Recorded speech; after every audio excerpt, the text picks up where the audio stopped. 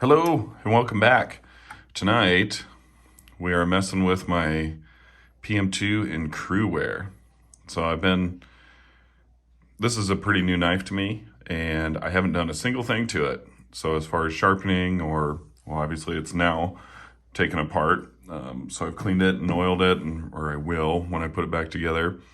But I wasn't quite sure what to do with the edge on this thing. So this is just the factory, probably 600 grit edge or whatever. But this blade, the finish that they have on it is a little bit more reflective than most from Spyderco. So as an example, here is Maximate.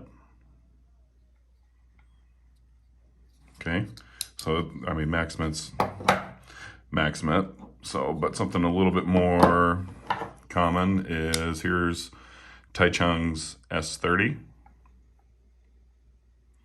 Okay, so you can kind of see it's a little bit more reflective. The grind lines are a little bit less noticeable on the Cruwear.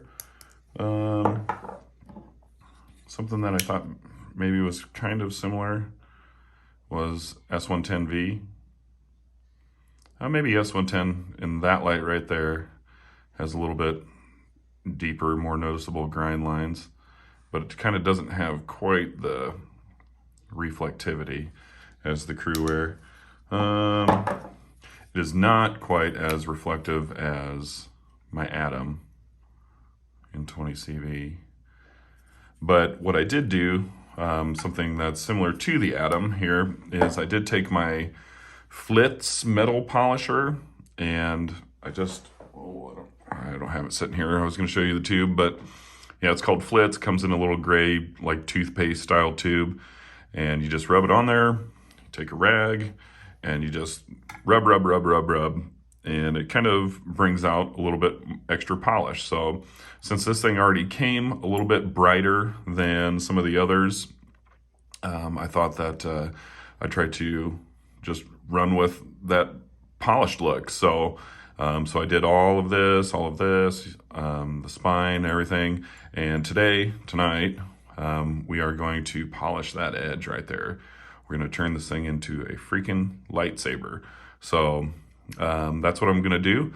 Give me a minute. I'm going to move the camera, and I think it worked pretty well last time, I thought, with the time-lapse thing, because that's a lot of airtime that I have to talk, and I don't really have all that much to say, and it kind of speeds things up for you guys as a consumer of YouTube products. So I'm going to move the camera around, and I'll probably do a time-lapse thing just to kind of show you what I'm going to do. I think what I'll do is run all the way up through my diamond stone progression, and once I get there, then maybe we'll slow it down and just kind of spend some time bullshitting while we polish the edge. So I'll see you then.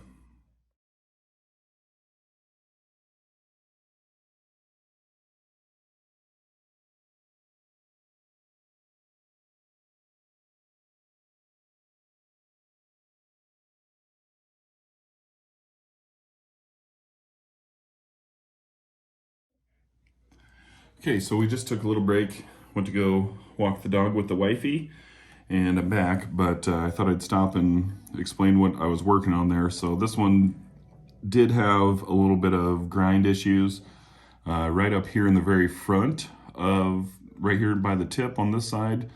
This is kind of like the opposite of what my Spyderco Shaman had going on. So kind of had to, the grind up here was actually narrower than it was all the way back here. So I kind of had to open that up and get it uniform all the way across. And as far as over here, from the tip to about right here, this area was just fine and looked really nice, looks really nice. But from here back, I was just kind of hitting the shoulder part of it. So I had to bring it all the way this way so I could get my stones up to the edge to get a burr. But now I have a burr from front to back on both sides, and this side's nice and even, and it looks pretty good on the other side too. So moving on, I think I'm going to switch over to the 200 and go back to time lapse and work my way up. So that's what we got.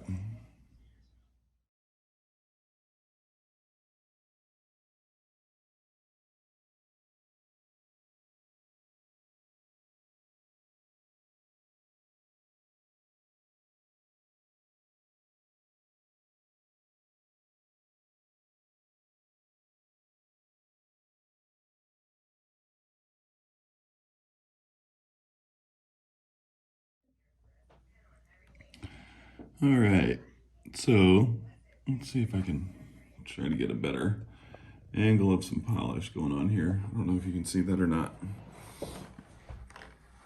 Maybe. I don't know how much range of motion I have on this thing. Well, you can kind of see a little bit there. That'll be good enough. So, started at 100 grit diamond stone. Went all the way through my diamonds through, oh, what is it, 2200 grit diamond stone.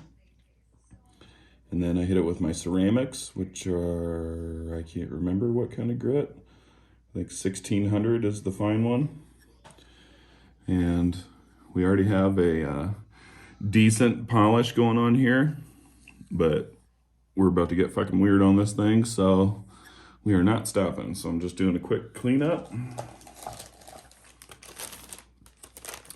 And we're just gonna keep on rolling.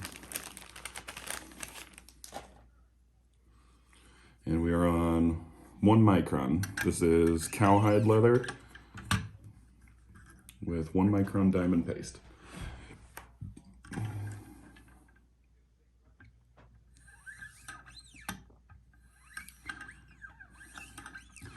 It's always difficult the very first few strokes of doing the strops to remember to not come down into it, because you will straight slice the leather right off of your paddle if you do that. I've almost done it countless times, but the very first one is always, I just kind of have to check myself to make sure I don't immediately jump right into doing it the same as I have been.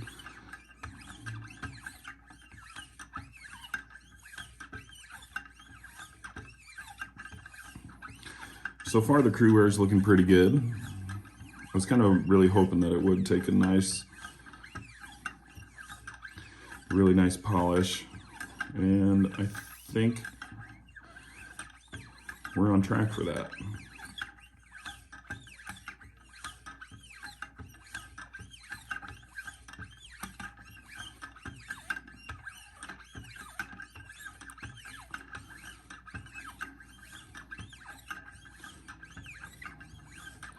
Don't have a ton of time here to spend on each level of straps. I have a weird work schedule, and I actually have to go to work tonight, to work nights, and I have to leave in about an hour or so. So I don't have a ton of time to be spending on each level here, but we'll do what we can. All right, moving up to the 0.5 micron.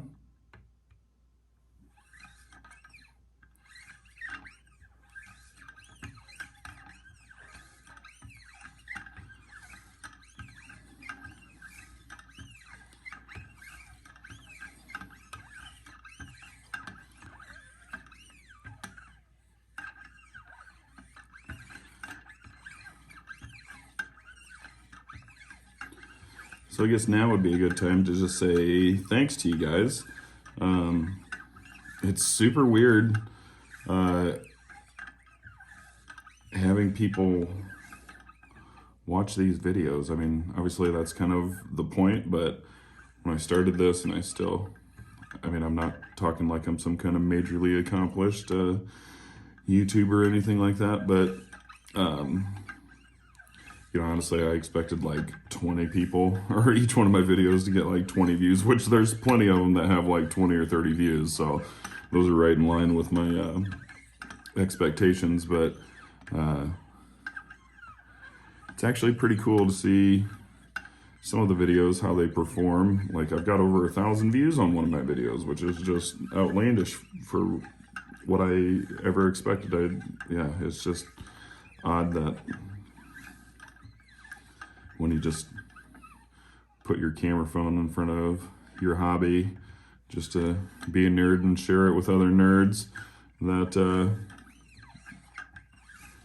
it kind of, I don't know, I mean, over 1,000 views on a video is far beyond whatever I expected this to be, so that's pretty cool. And the subscriber count is climbing, and actually today there's a new dude that started commenting on some of my videos. He's from Austria, so here I am, just some big, tall, goofy knife nerd in Illinois, in the Midwest of the United States. And there's another knife nerd all the way across the globe in Austria, tuning in, watching my videos. So that's kind of cool. I mean, I know it's the magic of the internet. It goes everywhere. You know, the content goes everywhere, but still, it's pretty cool. So now we're moving up, and this is I can never remember the grits that I have on here, but this is kangaroo leather. It's much smoother than cowhide, and I've got some sort of grit diamond emulsion thing going on both sides of here.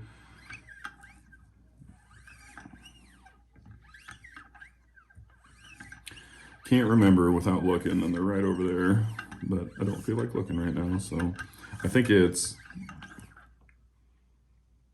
0.25 on the coarse and 0.125 on the fine, maybe.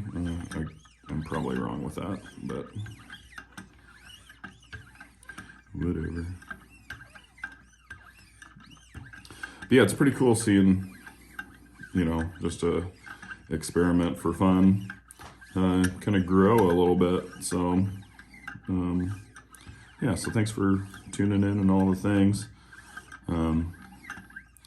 I will not be one of those nerds that I don't know, it's so bad on YouTube anymore. Like, it doesn't matter what kind of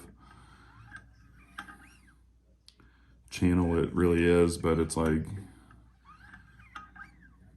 I mean, it's in the knife video, you know, content creators, it's in the cars, it's in the video games, it's whatever, anything you click on these days, it's constantly your like, subscribe, comment, hit the bell, blah, blah, blah, blah, blah, all that bullshit. And it's like, ugh.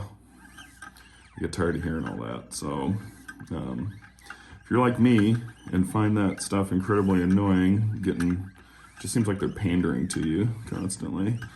I don't know. I don't do this for money. I don't do this honestly, I don't do it for views. It's just kind of something fun and an exercise and something different for me, so that's why I do it. So I mean, it's nice to have views and subscribers and all that kind of stuff, but I kind of don't give a shit about how well my videos perform. But yeah, anyways, if you get sick of people constantly, make sure you like, comment, subscribe, and share, and subscribe to my Patreon, and blah, blah, blah, blah, blah. You're not going to get any of that here, so I can guarantee that.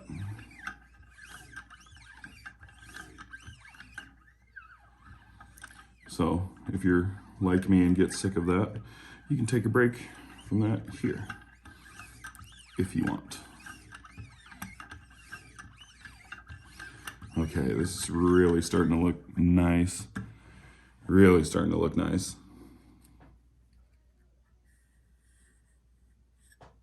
I don't know how well the shine is coming across where you're at. Ooh, let's see if I can try to maybe... You see my fingers there? It's getting shiny. So now we're on the fine side of my kangaroo, and like I said, I think it's, oh shit, I don't know, I can't remember.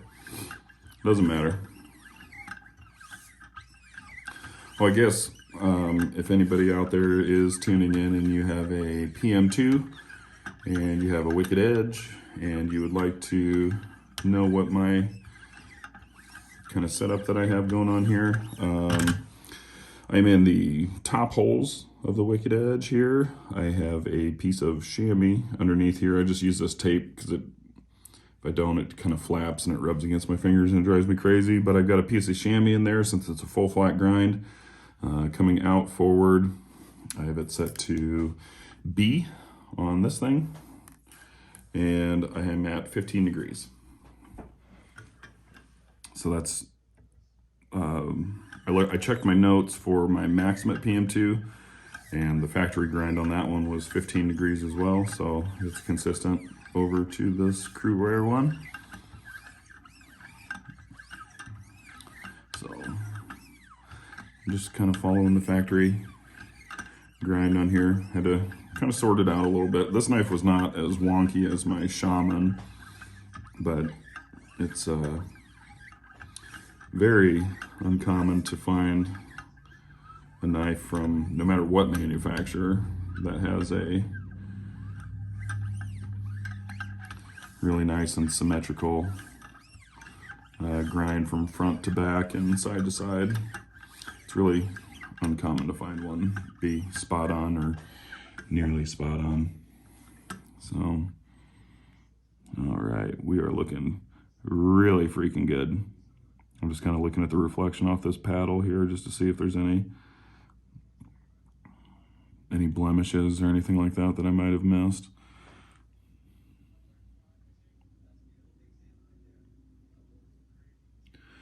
So far, so good. We're getting close to wrapping this dude up.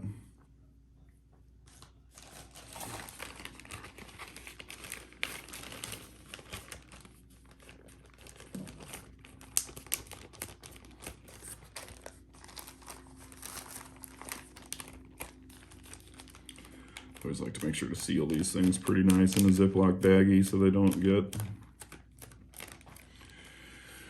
don't dry out. Now we're on to my nano strops. And again, I can't remember what kind of grit. Look at these things though. These things are like super sweet. This fabric on here, this material is strange. It's different. It's like the resistance that you feel as you pull it across the stones, or the blade, it's really different. Really different. But apparently the material itself has no abrasive qualities to it. So the only thing that that actually interfaces or will, change your scratch pattern on the blade is actually the diamond emulsion or paste or whatever it is that you decide to put on there. So just the qualities of that material are the only thing that will alter the blade. Apparently you can run this stuff across there and it, if I didn't have anything loaded into here, it wouldn't change a thing on the knife. So kind of cool. I am thinking about, just because my collection of little stones continues to grow over the years, there is one step that is missing for me, and that is I have yet to mess with the glass platins. So it's like these, but this right here would be glass, and you just take sticky adhesive, can't think of the word what they are, but yeah, they're basically adhesive diamond lapping films. That's it. So I was looking around on the Wicked Edge site, and where I'm at versus, so like the stones and things that I have right now, I think the perfect fit for me would be, there's half of a diamond stone. So it's like my diamond stone, the top that I have right now is 2200 grit. They have a stone that's on one side is 3000 grit diamond stone, and that's their finest diamond stone that they produce. And then on the other side, it's one of those glass platings, so then I can choose whatever kind of film that I want and stick it on there. And that would kind of help bridge the gap between my diamond stones and going into the ceramics and then going into the strops. So just try to, you know, not make as big of a jump between grit levels, because I've been like on this years-long quest to get a knife edge that has virtually no scratches in it. And even this knife right here, and even though I'm using these nano strops and it's like the finest blah blah blah blah blah, if you take this knife out into direct sunlight and look at the edge in just the right light, you will see scratches in it. So I'm kind of like, I don't know if it's even possible for my capabilities for what I have here to get to where it's a true, like true mirrored polish edge. I mean, I know it's kind of stupid because I'm sitting here like, I don't think that most guys that do this stuff get as weird as I do on these edges. So like, this is a mirrored polish edge. It really is. But just like taking it to the, I don't know, basically just seeing how far down the rabbit hole I want to go with it, or can go with it. I think I want to try to get those stones just to, like I said, kind of minimize how big of a gap there is between grit progressions as I move up through all this stuff. And that's the one spot in between my diamonds and my ceramics that I feel like there's a little bit of a gap that's larger than what I would like it to be. So maybe, I don't know, but those stones are freaking expensive. Blah, blah, blah, blah. Everything's so damn expensive these days, but truth be told, I'll probably end up with them before too terribly long, so. All right, now we are officially on the last step, the fine side of the nano strops, and I believe, pretty sure that this diamond emulsion that I put in here is 0.025 micron. So that's the finest stuff that I could find.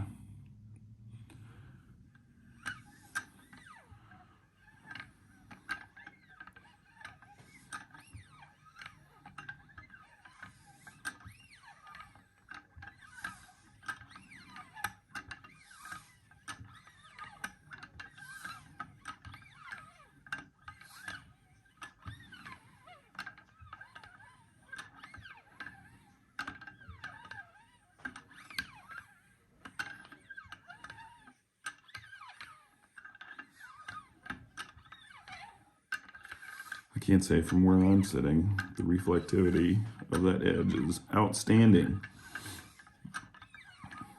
So I did mention in my shaman video that, so my 1500 grit and 2200 grit stones, the green and gray paddle that you saw me use, that is my newest stone, and it's significantly newer than any of the other diamond stones that I have. And they take a little bit of time of breaking in. Like basically you just have to use them and use them and use them to get them to the point where they actually cut less into the metal.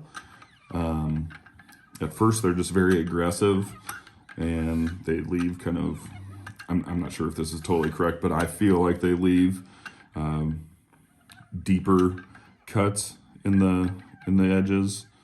And so even though it's a finer grit, it leaves deeper cuts than some of my other more coarse stones that are well used. And it was, when I would try to polish an edge previously with the 1522 grit stones included in my progression, I couldn't ever quite get rid of the scratches from those stones. And when I was doing my shaman the other day or last week or whenever it was,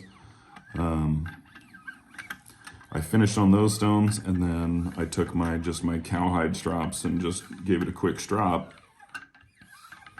And I was surprised about how much of a polish even came just from that. I almost kind of just dug that tip right into that. We need to pay slightly more attention when I'm out here.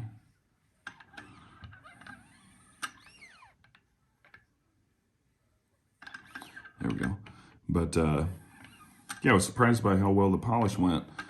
I wasn't trying to get a polish on it, but it had some more reflectivity than what I was expecting.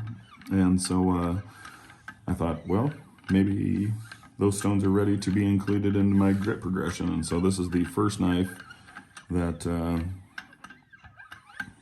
I am including the 1522 grit stones into my polish. So we'll see here shortly just how well it did.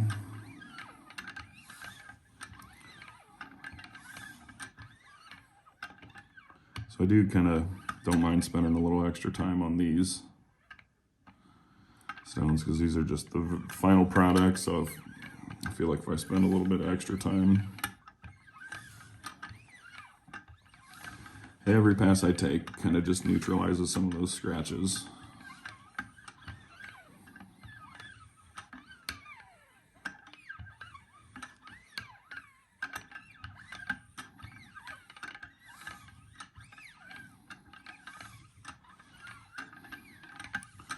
Okay, I think that might be just about good enough. Maybe a couple more right back here at the heel.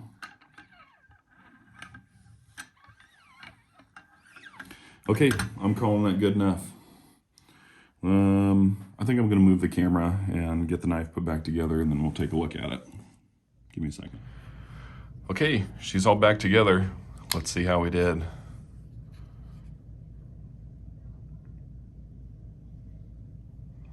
Look at that.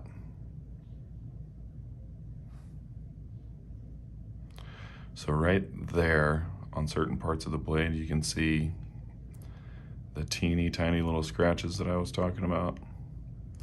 That's the kind of stuff I'm trying to get rid of. But overall, I mean, this thing is, look at that.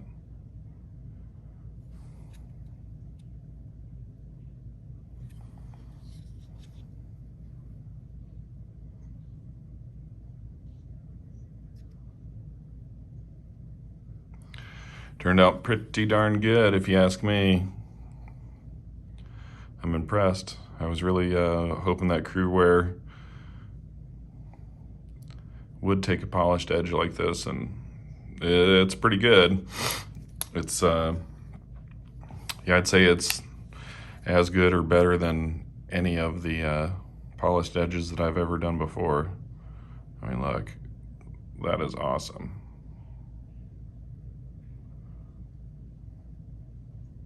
Looks really good. So I think the flits brightened up the blade itself, and then all the work we did tonight, really, look at that. It just almost looks like it's wet. The edge of it like was dipped in something, doesn't it?